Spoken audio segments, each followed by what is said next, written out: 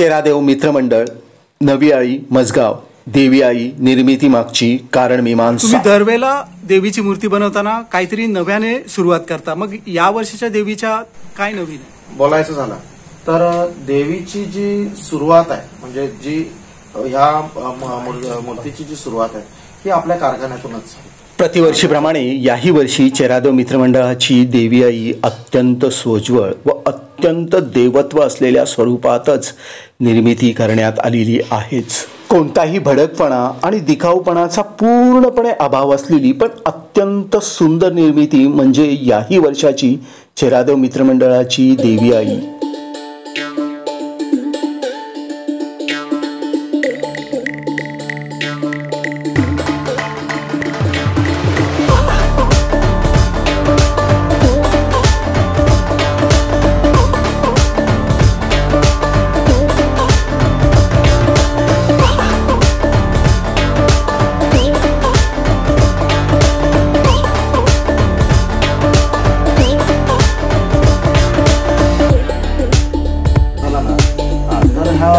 देवीची जी सुरुवात आहे ही आपल्यापासूनच झाली, म्हणजे आपल्या कारखान्यातूनच झाली आणि यंदा ही आपल्याकडेच आहे। तर आता ही जी देवी आहे ही यंदा आपण चौरंगावर केली आहे। दरवर्षी जे असायचे ते मातीचं चौरंग असायचं आणि ही आपण पलंगडी टाईप अशा चौरंगावर हे आपण यंदा एक मूर्ती केली। कोणत्याही छोट्या छोट्या गोष्टीची जरी निर्मिती करायची असेल तरी त्याच्यामागे एक टॅगलाईन असावी लागते, थीम असावी लागते। मग या वर्षाच्या देवी मातेच्या मूर्तीची टॅगलाईन काय तर नैसर्गिकपणा, नॅचरॅलिटी।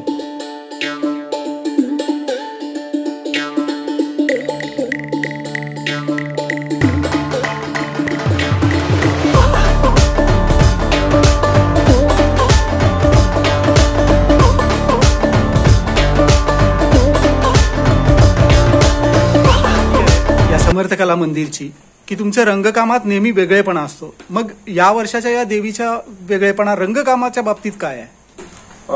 ऍक्च्युअल आपल्याला जी यंदा जी मूर्ती जी दिली होती ती आपल्याला पारंपरिक पद्धतीने तिचं रंगकाम करण्यास आपल्याला सांगितलं, परंतु ही जी मूर्ती आहे ही आमच्या परीने चांगली व्हावी हा आमचा उद्देश आहे। कसं चांगलं काम करता येईल त्या उद्देशाने आम्ही याच्यामध्ये जे काम केलंय हे अगदी नॅचरल पद्धतीने काम केलं आहे। म्हणजे जी पेंटिंग आहे ही पारंपरिक पद्धतीने न करता ती अगदी नॅचरल केली।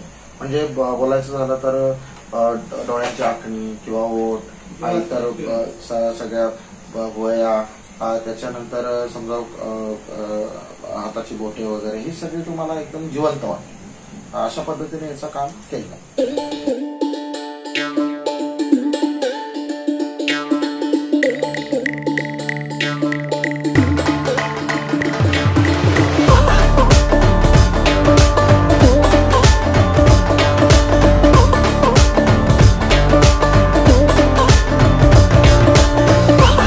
देवी आईकडे पाहताना एक जिवंतपणा तुम्हा आम्हा सर्वांस अनुभवता येतोच। एक नैसर्गिक कलाकृतीचा अतिउत्तम नमुना म्हणून या देवी आईची गणना नक्कीच होईलच। म्हणजे जे काम आता केलंय ना आपण ते बघितल्यानंतर असं नॅचरल कामाप्रमाणेच ते नॅचरल व्यक्तीप्रमाणेच ते भासवेल तुम्हाला पाहिलं।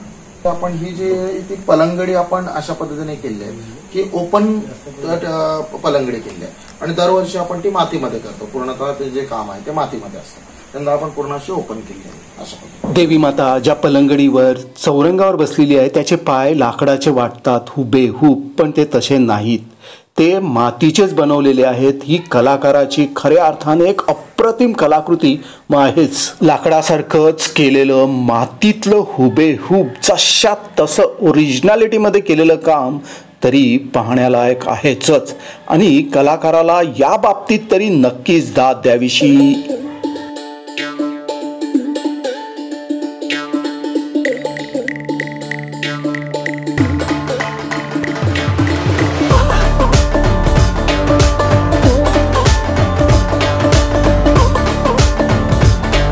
युवा मूर्तिकार श्री रोहन चंद्रकांत बुल्लू यांनी निर्मित केलेली चेरादेव मित्रमंडळाची या वर्षाची देवी आई म्हणजे कलेचा एक अतिउत्तम नमुना आहेच। जय अंबे माता।